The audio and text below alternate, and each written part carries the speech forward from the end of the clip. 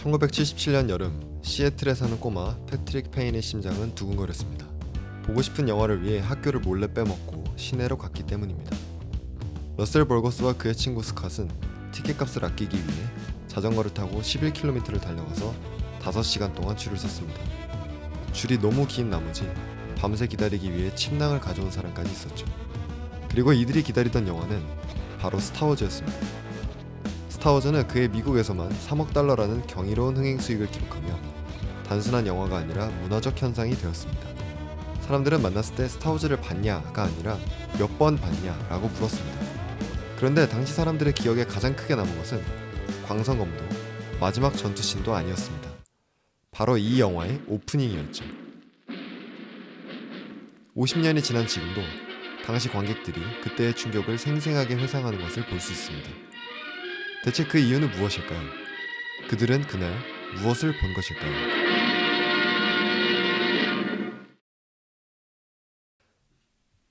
스타워즈 오프닝 하면 떠오르는 것은 아마도 우렁찬 방파레와 우주공간을 가득 메우는 타이틀 스크롤일 것입니다.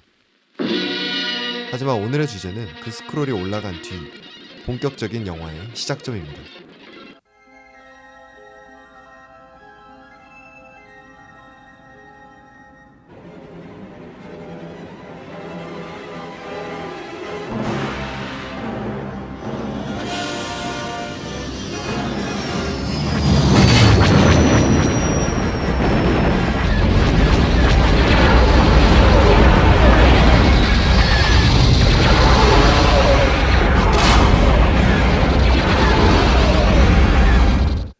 그럼 이 오프닝이 성공한 요인들을 하나씩 살펴볼까요?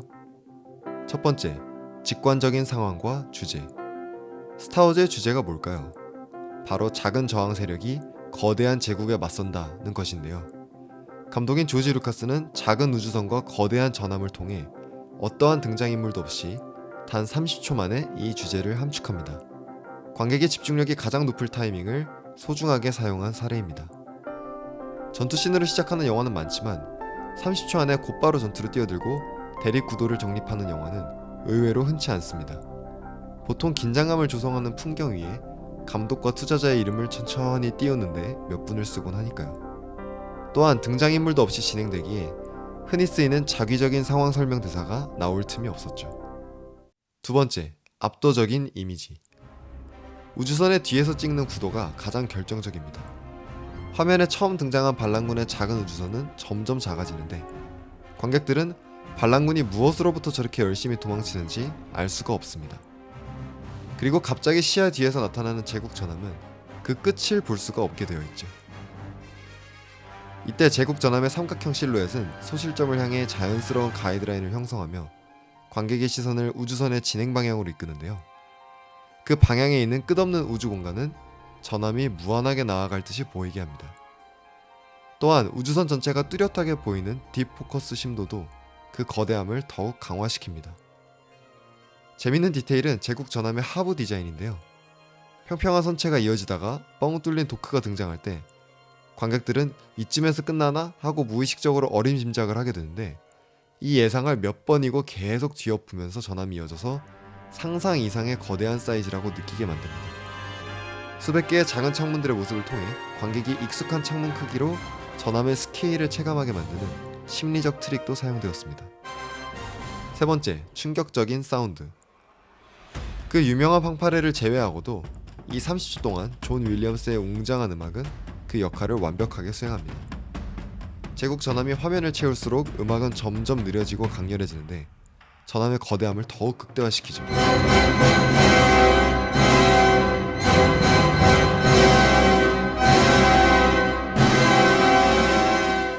또한 굉음에 가까운 엔진 소리는 극장 안을 진동시키며 관객들을 전율하게 만드는데요. 스타워즈의 사운드 디자이너 벤 벌튼은 큰 볼륨에서 노이즈를 줄이고 더 나은 음향 질감을 살리기 위해 돌비 A 시스템 스탠다드를 도입했습니다. 네, 우리가 아는 그 돌비의 시작입니다. 그리고 20세기 폭스사 또한 스타워즈에 최적화되도록 각 극장들에 돌비 스테레오를 설치하길 권장했습니다.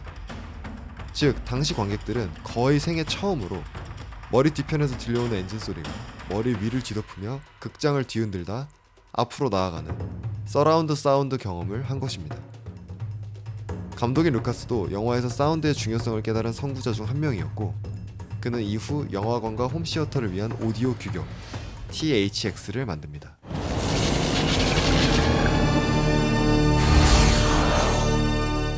자, 그렇다면 다시 한번 1977년 관객들의 마음속으로 들어가 봅시다.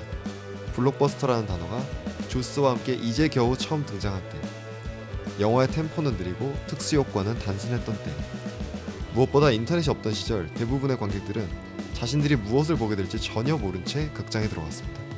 그리고 순식간에 우주전쟁의 한복판으로 던져진 것이죠.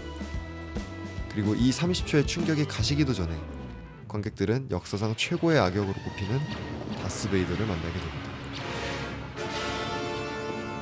결론, 좋은 오프닝을 만들기 위한 조건은 다음과 같습니다. 첫 번째, 함축. 영화의 전체 플롯과 주제를 1차적으로 전달하는 오프닝을 통해 이것들이 관객의 뇌리에 확실히 남도록 한다. 두 번째, 빠른 전개. 이 오프닝에서 위기와 문제를 곧장 보여주면서 관객들이 현재 상황에 빠르게 몰입하도록 한다. 세 번째, 충격적인 자극. 이를 강렬하게 전달하기 위해 시각적, 청각적, 기술적 요소를 총동원한다. 즉, 좋은 오프닝에는 의미 있는 압도감이 있습니다. 사실 예술이란 어떤 규칙이나 공식이 있는 것이 아니죠. 이 조건들 중 하나만 충족하거나 아예 모두 무시했지만 인상 깊은 오프닝도 존재합니다. 하지만 이 세 가지를 모두 만족시킨다면 그 오프닝은 단순히 관객들을 잡아두는 용도를 넘어서 2시간의 경험을 압축한 전체 작품의 정수가 됩니다. 오프닝뿐만 아니라 영화 전체가 기억에 남게 만들죠.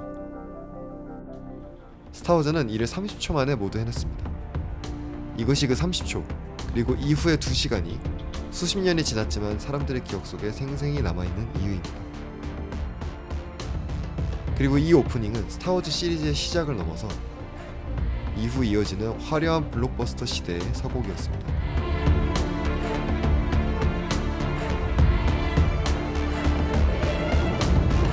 거의 50년이 지난 2024년 현재, 극장의 시대는 OTT와 유튜브로 인해 흔들리고 있습니다. 극장에 살아남기 위해선 무엇이 필요할까요? 저렴한 표값? 더 편한 의자? 저는 극장적 체험, 영화적 체험이 그 해결책이라 생각합니다. 영화의 크고 작음과 상관없이 몇십 년이 지나도 사람들이 추억할 수 있는 의미 있는 압도감 말이죠. 재미있게 보셨다면 좋아요, 더 많은 영상을 보고 싶으시면 구독 부탁드립니다. 지금까지 앱시였습니다. 감사합니다.